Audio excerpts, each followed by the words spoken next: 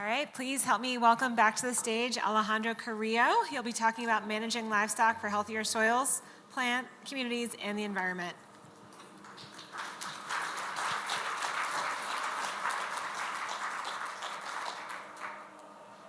Thanks again. I want to show you some other examples of in the state of Chihuahua, but they are not particularly from my ranch. There are other ranches. I think one of the nice things about what we have in Chihuahua is that we have many ranchers doing this thing. So it really makes it easier for people to actually get on board, because they cannot really find anymore like an excuse, like, well, you know, like, okay, you're in the desert, or you're in the forest, or you're here, you're there.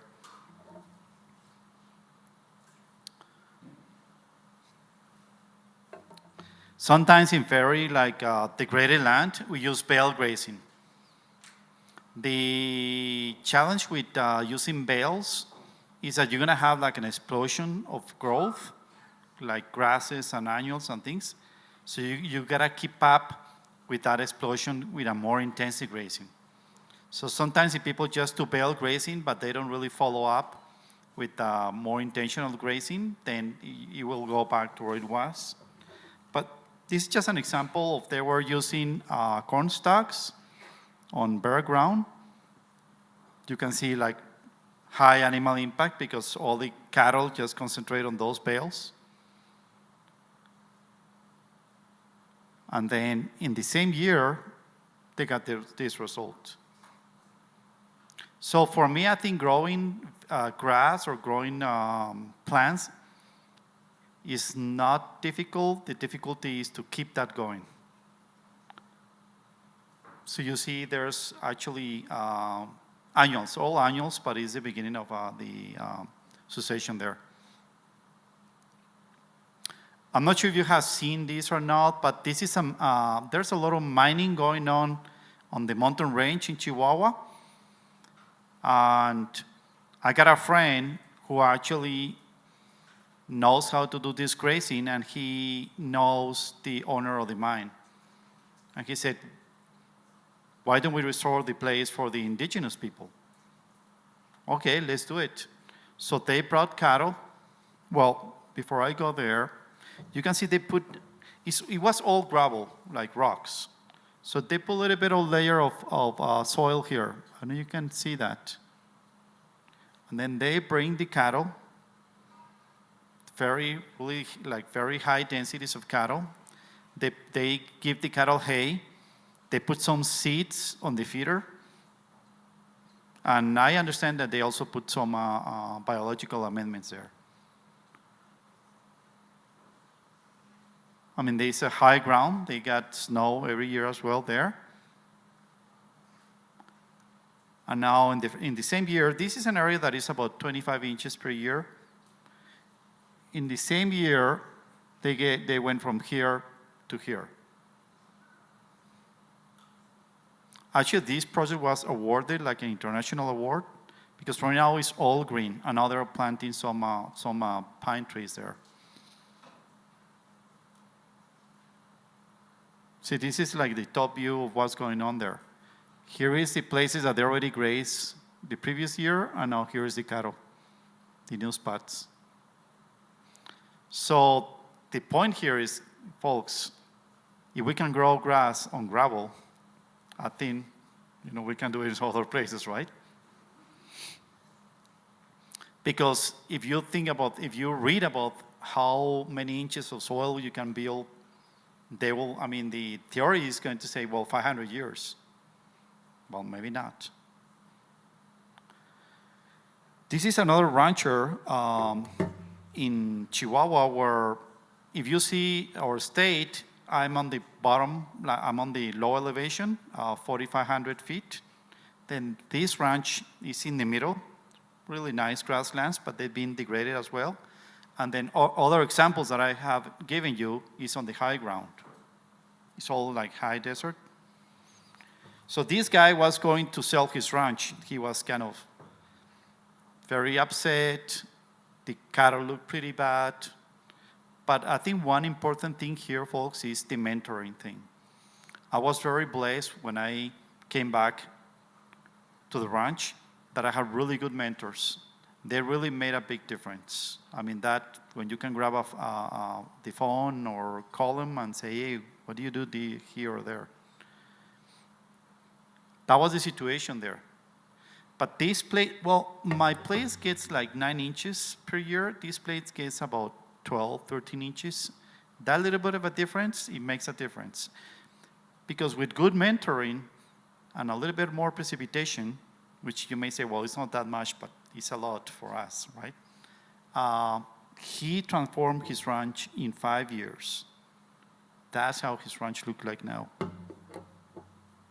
I mean, there's difference with the same kind of effort, but is a little bit more precipitation and a certain elevation that you can really do incredible things. And then, obviously, he changed the genetics, but also not only he changed the genetics of his cattle, but also the genetics expressed much better with better nutrition. So you can see, I think he went from 300 of those heifers, and now he seasonally can run 2,000 animals. So it was pretty impressive.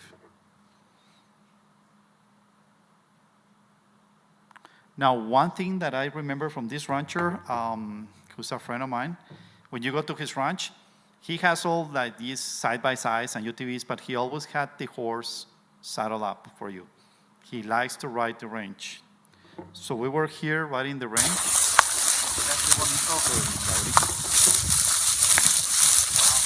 And he was full of cat's claw. I don't know if you're familiar with cat's claw. It's like a big thorns, like a bush. It's all dying. The grass is actually encroaching the cat's claw. Saludo aquí al público. Muy bien.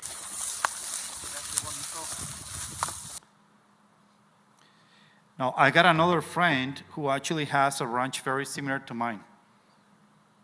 And he said, we also have sand dunes in some parts of Chihuahua. And he said, you know, I'm going to buy a ranch just to prove people that we can grow grass on sand dunes. So what he did was bought this property, probably for free, right? And that was he bought. That's his truck. And that's the animal impact he's making. Obviously, on that circumstance, on that case, he was feeding the cattle hay. And then he was bringing the cattle from his other ranch. He's not actually having cattle on that ranch. I mean, he's just waiting. And then, because it's so arid there, that the rest periods are every 2 years. So he only brings cattle every 2 years. I mean, the drier the place, the longer the rest periods need to be.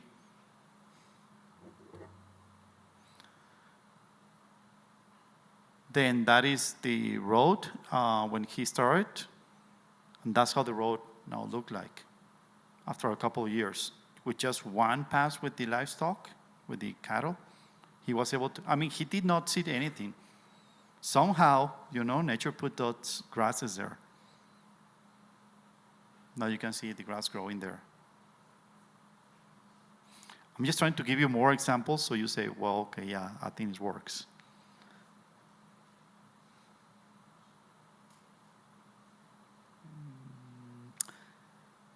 We did not summarize the difference between conventional and on the previous presentation and regen.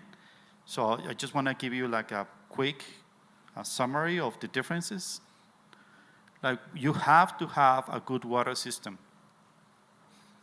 I'm still trying to find the rancher who says, you know, it wasn't a good idea to build such a big storage tank.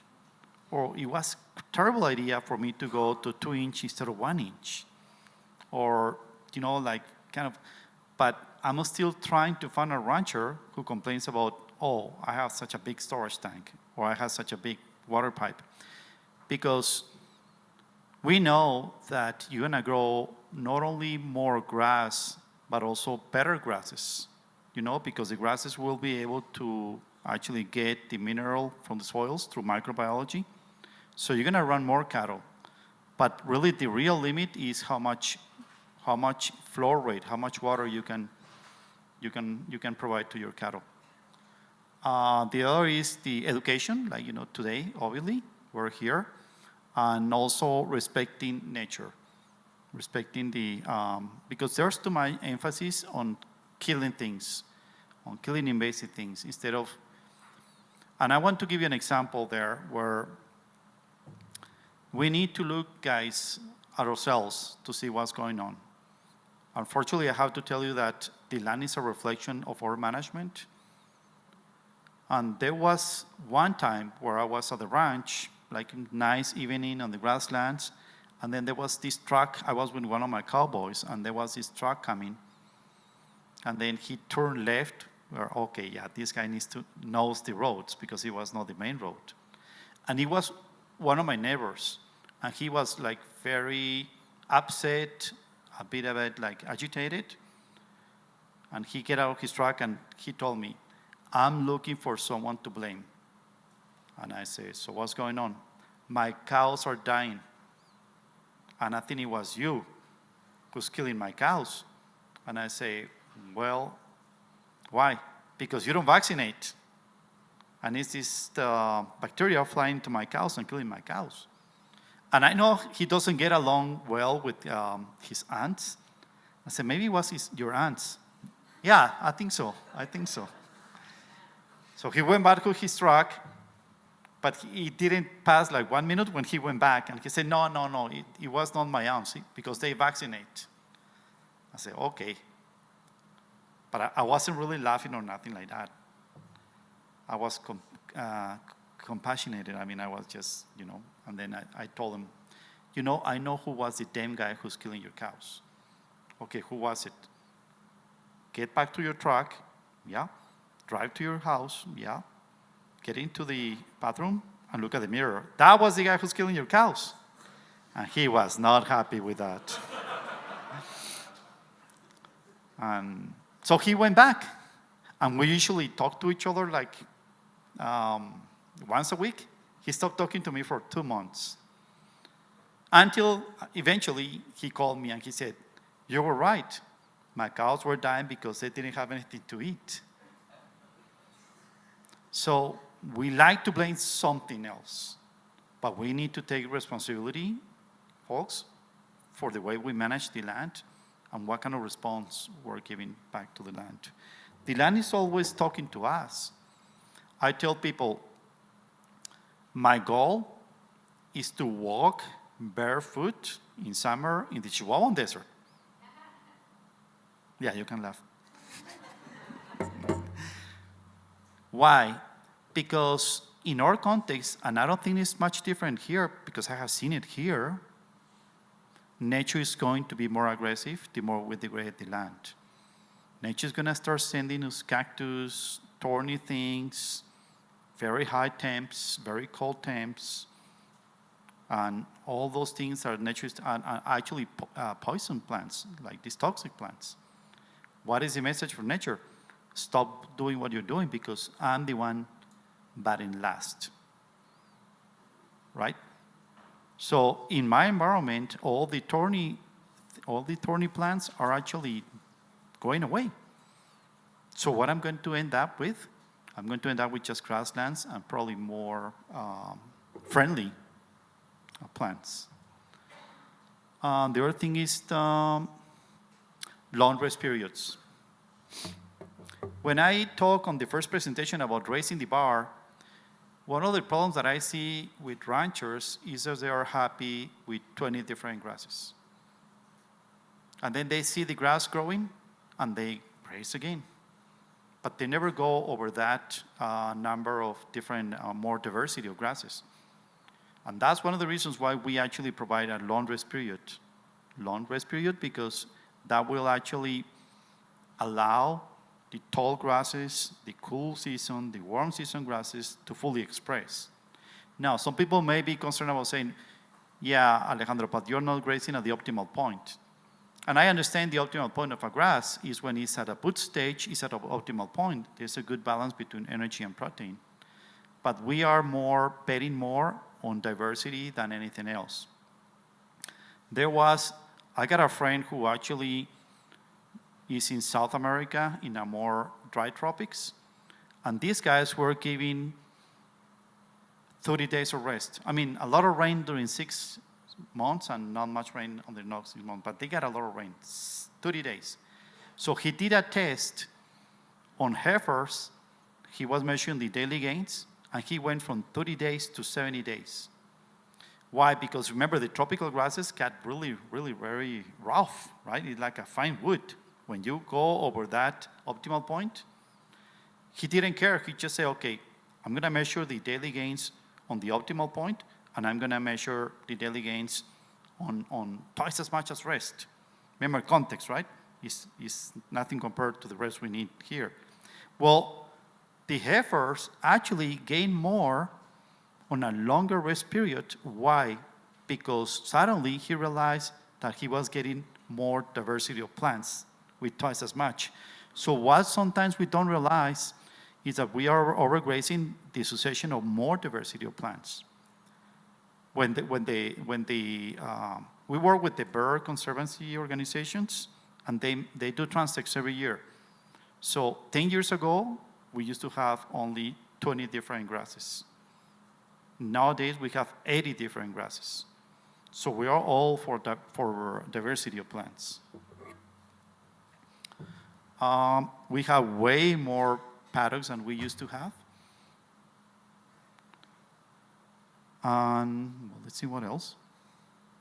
We try to keep just one herd in one place, because at the point where you start splitting your herds in multiple, the labor just goes to the roof. I mean, if you, let's say that you have just one cowboy for, I don't know, a herd, then suddenly you're going to have way many people managing the herds. But the challenge here, folks, is water. If I want to have 1,000 cows together, I have to have the water for 1,000 cows plus the calves and the heifers and so on. We love using multiple species, ongoing selection and culling. What do I mean for that? Sometimes I go to ranches that we go and see the herds, and we see animals that are struggling. Why are we waiting to get rid of those animals? Because if you as a rancher, if you think that a rancher is what kind of decisions he makes on a herd, he's making the decisions on the poor performing animals. They say that and probably it's our human nature, we see a herd of 100 animals, 100 cows, and we saw 20 cows that are in a poor body condition. What do? Or maybe they have ticks, or maybe they have any other problem. We manage for that 20%. Instead of getting rid of that 20%, we treat them all. It's like the example that you were giving here about the irrigation, put more water, treat all the cattle. So we ended up managing for the worst, for the bottom, for the poor performers. So you have to see any herd, like the top performing, trouble-free, they don't require time, they calve on time, blah, blah, blah. And then the middle one, which we don't care much about it, but then the bottom one. So we constantly are culling that bottom. Why? Because that will help us make better decisions. Now, how much we cull? Well, that's up to each of you. How much, what is the percentage? We cull like 24% per year. Any cow that really requires any time, extra time, she's a candidate to leave the ranch. I mean, we used to take the cows, help them at the corral, and take them back. No way. We have a new partner, and that's the butcher. So there's just one way out. Every time we move the cows, we are wearing two hats. The herder, but before we open the gate, we actually play the predator role. So we don't look for a magazine like 1 to 10 or 1 to 5 body condition. We just look at the herd and then which one we would be eating in nature. Okay, that one, and that one, and that one. So we wrote the numbers, and then we pull them out of the herd. And because we always have a stockpile, those cows are struggling, or maybe they have it is a nice cow, but it has a dinky calf. Same deal. Why you're not giving me a good calf if the others are giving me a good calf? Why you have ticks and the others don't have ticks? It's a genetic issue. It's a genetic problem. So we call every month. We try to keep that herd clean, in a clean stage. Now, what do we do with the coals?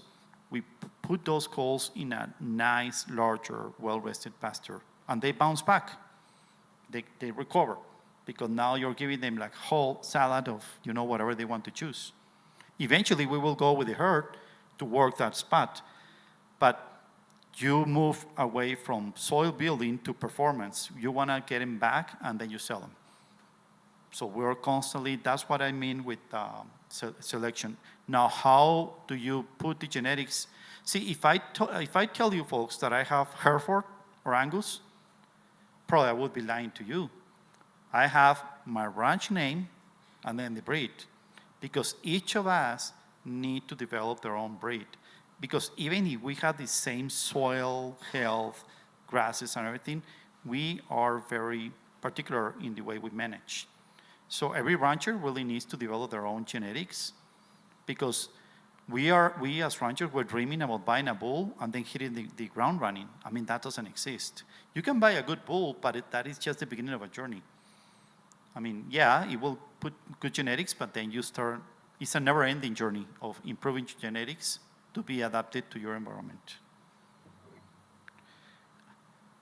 And well, to improve, I mean, if you keep coal in the bottom, you will improve genetics, but also we select bulls from the base cows. Now we're talking about the top. Now, many people may be concerned about this, but most of the more advanced, actually grazers or ranchers on this, they have a closed herd. They don't get anything from the outside, because that is one of the most challenging things. How can I keep my genetics consistent? Well, you need to select from a cow, a little bull calf that looks like a little bull, behaves like a little bull, and is from a good cow. And I remember in Australia that people were concerned about when I said that closed herd. I said, but what are the problems? And I ended up telling the Aussies this. Okay, if you ended up with a calf with 2 heads, we celebrate that in Mexico because we make barbacoa. So there will be more barbacoa.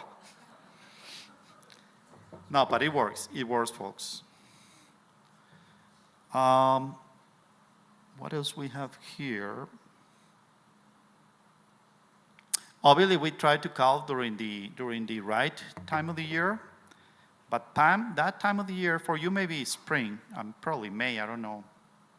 For us, because we are extending the green season, now we're able to calve in spring. But before, it was impossible because we didn't have any green.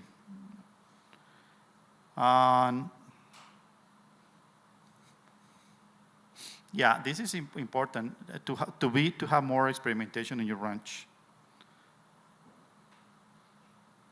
What do you think about that donkey? A solar donkey. We still can respect the Black Fridays. You can buy these kind of donkeys. I think the message there, folks, is this guy doesn't have really such a great tools or anything like that, just a donkey. And he's taking that energizer up there uphill. So really here is how intentional you are to make it work. That's what really counts. It doesn't count what we say, but what we do, right?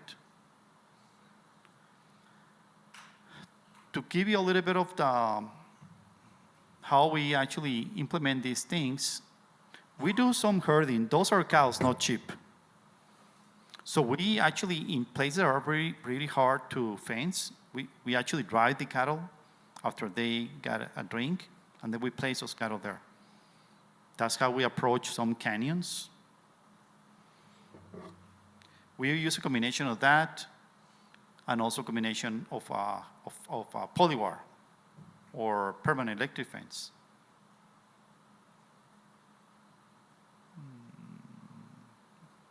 Look at this. Pulling it down with a rock. Probably you do that here. But my people are motivated because of the results they're seeing. It's not what I say, it's what they're seeing that is getting better. Instead of feeding the cows for 6 months, now they just need to move the cows.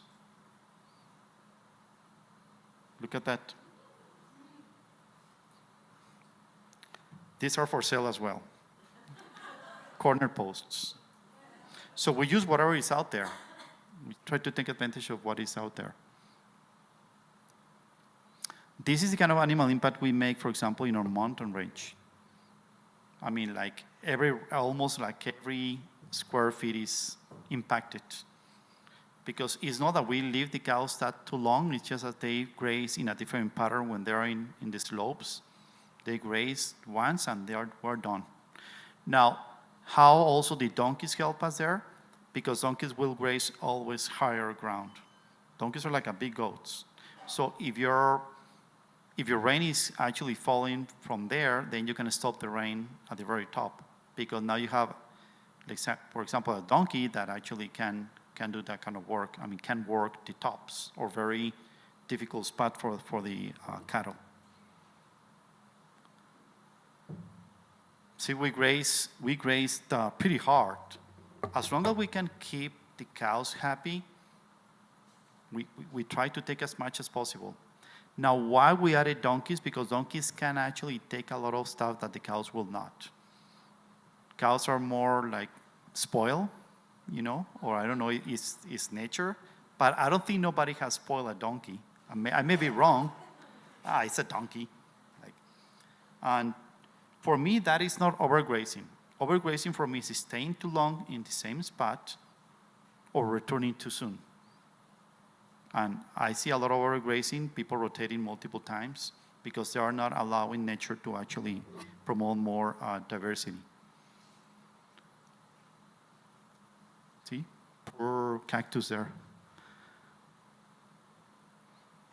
So we talked already about the genetics, but see, there's so much difference in the same herd. You can see these two cows. So obviously, we will be culling this one. And most likely, that cow will be open. But sometimes we don't even care if it is pregnant. It's already struggling. So let's get rid of it. Now, the nice thing about moving the cows often and culling often is that you can catch them at a small issue. If you let them just drag on, then it's going to become a bigger issue. And then you have to put antibiotics, or you even may end up losing that animal. So we are calling in a very timely manner. So these are just different examples of what a bull should look like a bull. Like they ask Lasseter.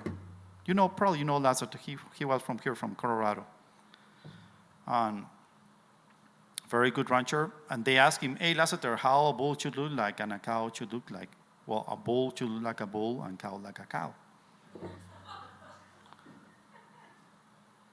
See, just comparing two different on the same herd, but see, it's more masculine here.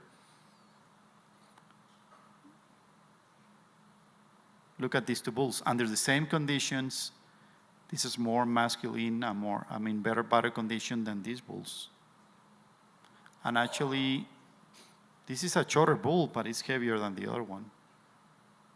These are very nice genetics in Mexico that has been in a closed herd for 70 years. I had never seen such a beautiful genetics. When I saw these genetics like almost 15 years ago, I said, wow, I didn't know it existed. There's an animal that is perfect for grass-fed finishing.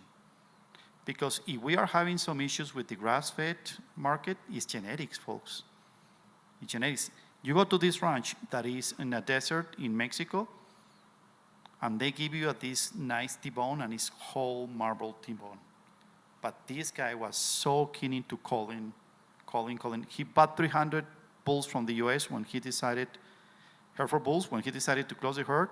And the first year, he only ended up with 30 bulls. So he was very keen into calling. That's the bulls. And these are all other, I mean, I'm not talking specifically about any breed. I mean, all breeds can be improved. Obviously, in the desert, I wouldn't have a milking cow because they require a lot of energy, but all breeds need to be worked, selected, and culled. This is from the mountain range. I think that's the cow you use for rodeos here. They're coming from Chihuahua. And see how this livestock adapted to eating cactus. And we don't burn the thorns. We don't burn the spines. They learn to break the pad, scratch it, get rid of the thorns, and eat it. Maybe they were too hungry, right? But it's been spread all across the herd, that knowledge. That's after dinner.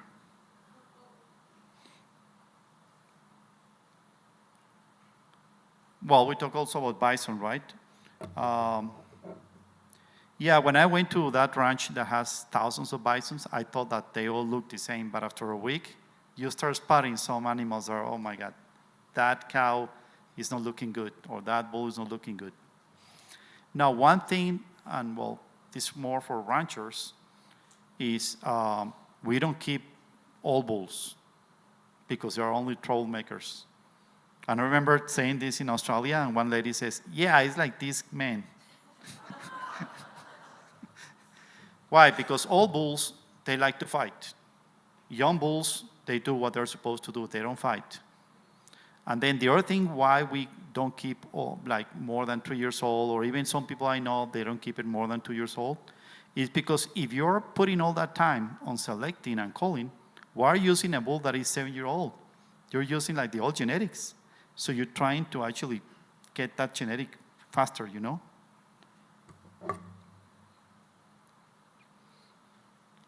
So one thing that we learned the hard way, because really there was nobody to tell me that, is when I started working in my ranch, nature tend to try to fix what's ugly or broken. So we started with this bare ground, the horrible area, and we forget about where we still have grasses. It was until I read a book from South America, from a guy from Chile, that actually he was an accountant but got into the ranching business. And he said that we always should start on the best spots. So I called my mentor for many years and I said, Jesus, we're going to be given $200,000. And I'm going to follow your advice. You tell me, let's do a bet. Let's see in 5 years who can grow more grass. If I follow your approach of splitting in 2, and then in 4, and then in 8, and 16, okay, that is your approach. My approach would be to put all that money on the best spots, smaller paddocks. You tell me who's going to grow more grass. And he told me, you're going to grow more grass. Okay, good. That is the approach. So when we go and visit a rancher, we try that ranchers to say, you know, you're going to start on the best spots, and then you're going to go to the more expensive, more difficult, more degraded spots. That is my ranch, and that's how we actually prioritize the investments. Like the dark green, you know, is the easy, long-hanging fruit. There's already grass. And the red is the most difficult. You need to pump it, you need to build, you need to... I mean, that means that probably we're going to keep degrading the land in some spots, but the idea is not to regenerate the whole ranch. This is a large ranch. The idea is to keep the rancher going, because what's killing most ranches is the high inputs. They have a high cost of maintaining a cow per year. And then how can we lower those inputs? Well, let's improve what is okay, need to be better. And then let's gather all the cattle into one spot. And then once you actually lower the inputs and now you're profitable, because what is the point of me saying, increase your herd? Yeah, but I'm still losing money. I'm going to lose more money. How much? 10 minutes. Okay, sounds good. I can make up more stories. So just the changes we made from very conventional management to a more regen management with more, obviously more electric fence and smaller paddocks. And then that's how the ranch looked like when I joined the ranch. We got cattle all over the place. We used to ride for a whole week, 10 hours a day to look at the cattle, and we were never able to look at all the cattle. Now, we moved to this approach when we learn about holistic management, and now that's permanent electric fence. Mm-hmm. Now, what happened there, we have about 350 permanent electric fence paddocks. And we can subdivide those paddocks depending on the year. 2022, we got good rains. We ended up with 1,000 paddocks on a daily moves. 2023, 24, a drought, we went back to 500 and then to 300 paddocks because we need more area, the drier it is. This is a very typical design of the water where you run your pipeline here and then we call it like the fishbone. And this is your paddocks. I mean, you can use like a portable troughs, but usually we just have one or two permanent troughs here. So you can easily subdivide this with polywire. We try to minimize the moving parts, the portable thing. This is a different one, but I think the water here is a yellow color.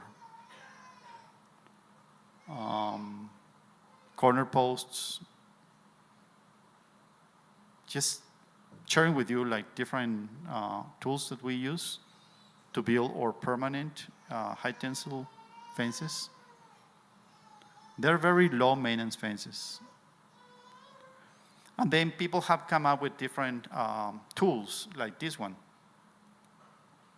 where they use it on more wooden areas.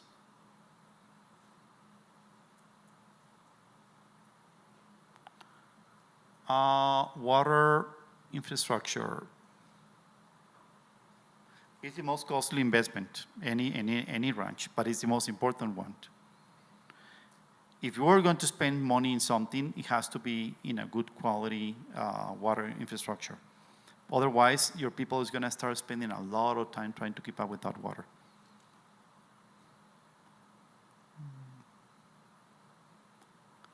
And then this is our water pipeline here. So we use wells at the ranch. We don't have really any springs or we don't have any creeks. We use wells and then now our project right now is to connect like the different systems. So we have a more resilient, because you can run out of grass, but when you run out of water, that becomes a big issue. I don't know if you have experienced that, but it's ugly. It's ugly because cows get desperate, and then you had to fix that problem right away. These are some of our infrastructure, like a storage tank. And these are our troughs. I mean, in Mexico, we build a lot of things with concrete.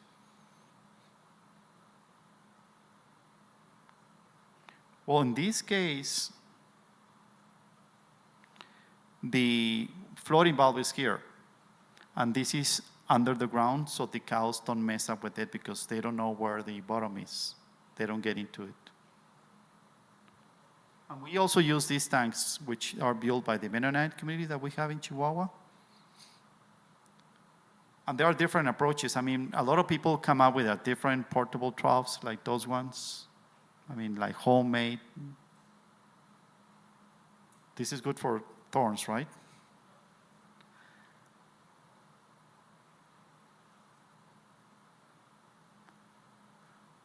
So what we have learned in a drought, folks, water system is the first thing.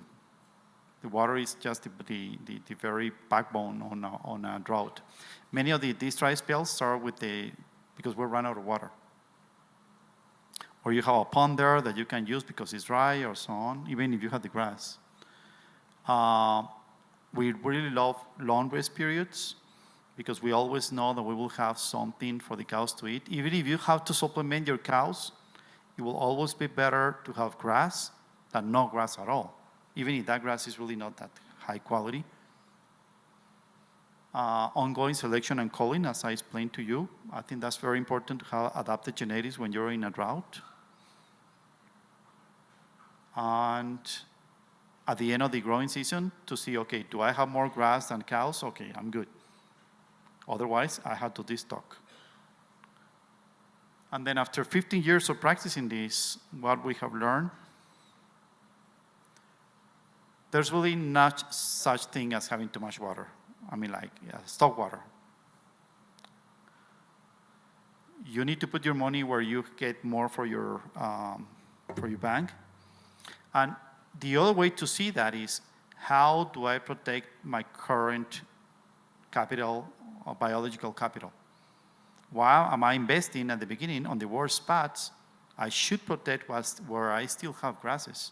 And that includes riparian areas. I know that the government likes to fence out riparian areas, but I agree with them if it is a very conventional grazing management.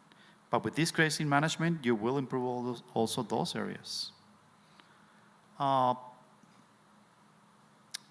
And selection criteria, we gotta stop fighting nature. And this is very important, folks. Hang out with like-minded people. Otherwise, they will gonna say, no, it doesn't work, or things like that. Thank you.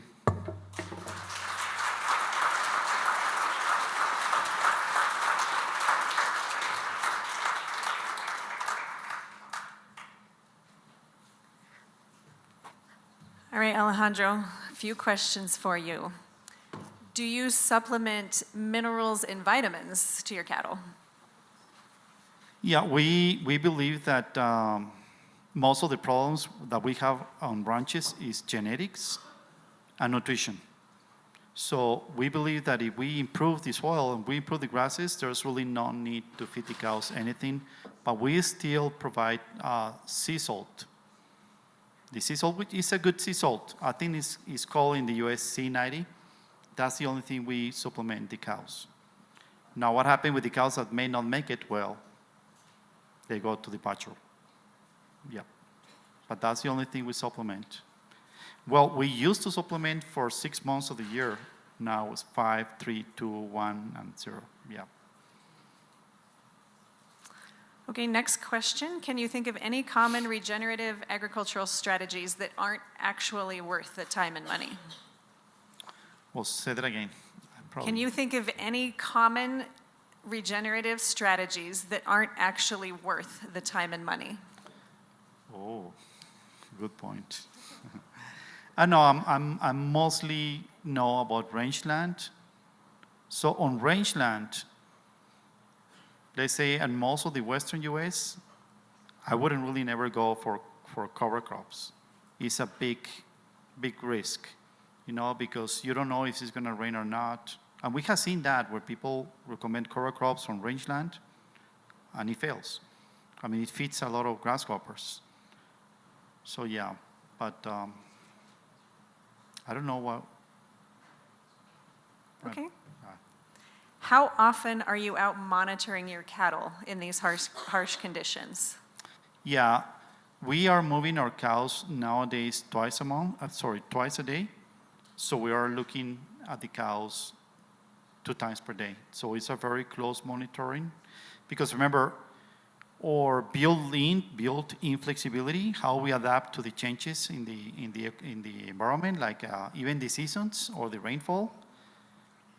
We size the paddocks. We vary the acreage depending on where you are and how much rain you get. So if it is in a very dry season, then the paddocks are larger. If it rains a lot, the paddocks are smaller. If you're in the fall, so it varies a lot. Actually, what determines the size of the paddocks is how much green there is out there. If you're in an area that is in a transition and it only has annuals, but then you're in the non-growing season or winter, there's no green. So we just pass by. We try not to force the cows. At the beginning, we were trying to force the cows to do a lot of things, and we pay on low pregnancy rates. Now, we let the cows do what they will do in nature. I mean, the cows walk by on a pasture that has no green, they're just gonna go walk by.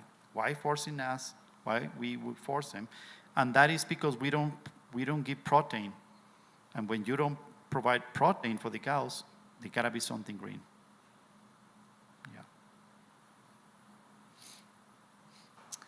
Do you keep your bulls separate from the herd, or do your bulls and heifers graze together? No, we keep the bulls separate from the herd. Yeah, that's like because we have like a 2-month breeding season, and calving season. Mm-hmm. How often does your herd require assistance with calving? Well, I think we used to have a lot of, not a lot, but some calving issues before. But in a big range, well, no, actually in a big range, the cows ended up dying, because we never stopped the movement of the cows, even when they have to keep up with the herd. I remember one heifer that did not go back to her calf, and the coyotes ate the calf, so we sold the heifer. Right? So, yeah. Okay, what alternative to frequent culling would you recommend to ranchers in the U.S. since local butchering isn't as accessible? Oh, good question. Well, we may cull often, but that doesn't mean that we have to sell every month. Like, we may end up selling every 2 months or every 3 months. But yeah, we do multiple sales per year. It's just whatever cow is back on track, then we got it's small trucks, let's say 25 cows, and then we sell them. Yeah, I don't know. I think it depends on the context where you are because you have also auction markets. I mean, unless you are a grass-fed, but you have a lot of auction markets everywhere in the U.S. That's where we do a private treaty because they know our cattle and they go and weigh the cattle at the gate. And then, yeah. But I prefer to have that cash flow more often, and then to keep the herd in a good stage. Well, sorry, but I skipped something. So the calving, we don't really have much, I haven't really seen for a while a calving issue. I think by promoting the genetics from within, we get rid of that problem. Yep. Okay, last question for now. What are the smallest paddocks you've seen to be effective and the largest? And what's the density in the paddocks?